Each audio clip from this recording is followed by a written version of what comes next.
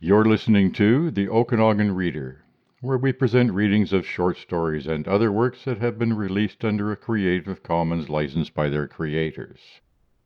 You are free to listen to and share these readings as set out in their version of the Creative Commons license. Today's reading is part 2 of The Juniper Tree, written by John Kessel and narrated by Jim Bowering. It's a short story in the collection The Baum Plan for Financial Independence. And now, The Juniper Tree, Part 2, by John Kessel.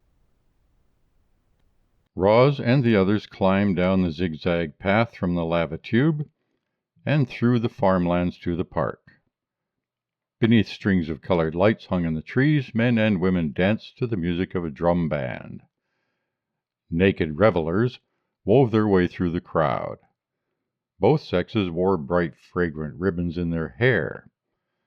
The Cirque Jacinthe performed low-gravity acrobatics on the amphitheater stage. Little children ran in and out of the fountains, while men and women in twos and threes and every combination of sexes leaned in each other's arms. On the shadowed grass, Roz watched an old man and a young girl lying together, not touching, leaning heads on elbows, speaking in low voices with their faces inches apart. What could they possibly have to say to each other? Thabo and Raisa faded off into the dancers around the band, and Roz was alone with Carrie. Carrie brought her a flavored ice and sat down on the grass beside her. The drum band was making a racket, and the people were dancing faster now. "Sorry the coach is on your case so much," Carrie said. He touched her shoulder gently. The cousins were always touching each other. With them, the dividing line between touching for sex and touching just to touch was erased. God, she wished she could figure out what she wanted. Was he her brother or her boyfriend? It was hard enough back on Earth. Among the cousins, it was impossible. When she didn't answer right away, Carrie said, "The invisible girl returns." "What?" "You're disappearing again." Roz watched the girl with the man on the grass. The girl was no older than Roz. The distance between the two had disappeared. Now the girl was climbing onto the man. Carrie ran his finger down Roz's arm, then gently nudged her over. Roz pushed him away. "No, thanks." Carrie tried to kiss her cheek, and she turned away. "Not now, okay?" "What's the matter?" "Does something have to be the matter? Any cousin's girl might tell you no, too. Don't act like it's just because I'm from Earth." "It is." "Is not." "I'm not going to rape you, Hi-G. Cousins don't rape." "What's that supposed to mean?" "Absolutely nothing. But you know how screwed up it is down on Earth." "Lots of stuff people do here would be wrong on Earth." "Right, and people there shoot each other if anyone touches them." Cousins could be so arrogant it made her want to spit. "You've never even seen the Earth, let alone been there." "I've seen you, Roz." "You don't own me." He smiled. "No, your father does." He nuzzled her neck. Roz hit him. "Get off me, you pig." She got up and ran away. Festival. 40 milligrams of serentol, a whiff or two of THC, and an ounce of grain alcohol. Jack Baldwin wobbled through the crowd of revelers in Sobieski Park. Beneath the somatic night, feeling just an edge of anxiety, he looked for Eva among the faces. The park was full of young men and women, their perfect bodies in one another's arms. Sex was their favorite pastime, and who could blame them? They went about it as if their lives depended on the next coupling. That was biology at work, he supposed, but if it was just genes having their way with the human body, then why all the emotional turmoil? Does she love me? Who's he sleeping with? I can't stand it when she looks at him like that. How unfair to treat me like a toy. Who does he think he is? I can't stand it. I'll die if I can't have her tonight. Where was Eva? He smiled. Apparently, genes did not let go of your mind just because you were pushing 40. Sex had been a problem back on Earth. Always some screw-up with women co-workers, hassles with live-ins, distractions. Here, sex was the common coin of interpersonal contact. Unjudged as taste in ice cream. But some people made a religion of taste. Easy as speech. But speech was not always easy. Frequent as eating. But some people starved themselves in the midst of plenty. Where did that leave him? Was he simply a victim of the culture that had raised him? Or was his frustration purely personal? Where was Eva? Men and women, naked, oiled, and smiling, wove their way through the celebrants, offering themselves to whoever might wish to take them. It was the one day of the year that the Society of Cousins fit the cliched image of polymorphous orgy that outsiders had of it.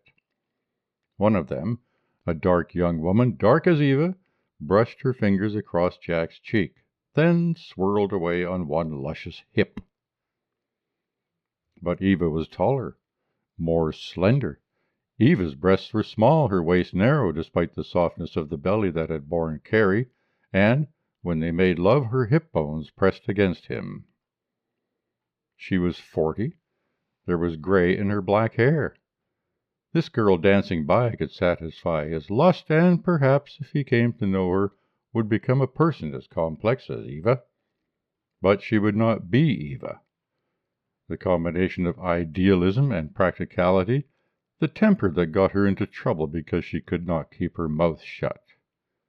Fierce when she fought for what mattered to her, but open-hearted to those who opposed her, with an inability to be successfully Machiavellian that was her saving grace.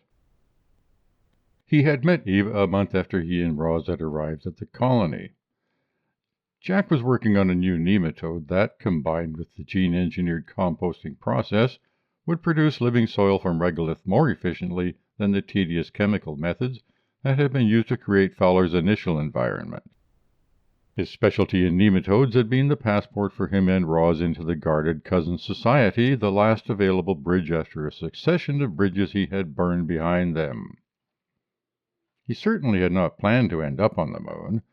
The breakup with Helen, the fight over Roz, ending with him taking her against the court order, the succession of jobs, the forged visa. Eva, newly elected head of the board, was also head of the environmental subcommittee. She had come by the biotech lab in the outlying bunker. Jack did not know who the tall, striking woman in the web pattern pressure suit was. She asked questions of Amravati, the head of the project, then came over to observe Jack, up to his ankles in muck, examining bacteria through an electron microscope visor. Flirting led to a social meeting, more flirting led to sex. Sex, that vortex women hid behind their navels, that place he sometimes had to be so badly that every other thought fell away and he lost himself again. Or was it finding himself? Eva's specialty was physics, some type of quantum imaging that he did not understand and whose practical benefits he could not picture. But a relationship that had started as mercenary opportunity had, to Jack's surprise, turned to something like love. As Jack sat on the edge of the fountain, hoping he might find Eva in the crowd, instead he spotted Roz. Her face was clouded, her dark brown eyes large with some trouble. "Roz," he called. She heard his voice, looked up, saw him. She hesitated a moment, then walked over. "What's the matter?" he asked.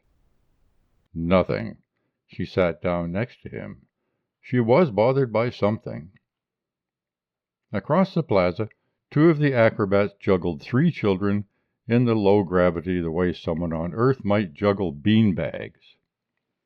The kids, tucked into balls, squealed in delight as they rose and fell like the waters of the fountain. "Isn't this amazing?" Jack asked.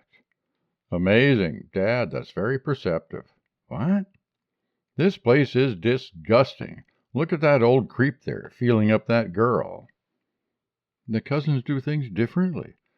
"But they don't do anything against anyone's will." "It's all okay with you, just as long as you're getting laid every night." He put his hand on her leg. "What's going on?" She pulled away. "Nothing's going on. I'm just tired of watching you take advantage of people. Mom would never have brought me here." Roz never mentioned her mother. Jack tried to focus. I don't know, girl. Your mom had her own problems fitting in. The only reason we came here is that you couldn't get a job back on Earth." He tried to get Roz to look at him, but she was fixed on her outsized plastic shoes. "Aren't we hostile tonight?" he said. She didn't answer. He saw for the first time how much her profile had become that of a grown woman. "I'll admit it. The job had something to do with it, but Roz, you've got a chance to become someone here you could never be on Earth, if you'll make an effort. Women are important here.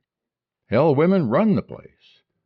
Do you think I like the idea of being a second-class citizen? I gave up a lot to bring you here." "All you care about is getting into Eva's bed," Roz told the shoes. "She's using you, and she'll dump you after she's had enough, like all these other cousins." "You think so little of my choices?" That made her look at him. Her face was screwed into a scowl. The music of the drum band stopped suddenly, and the people applauded. "How do you know Eva's not going to try to get me into bed with her, too?" Jack laughed. "I don't think so." She stood up. "God, you are so smug. I can't tell you anything."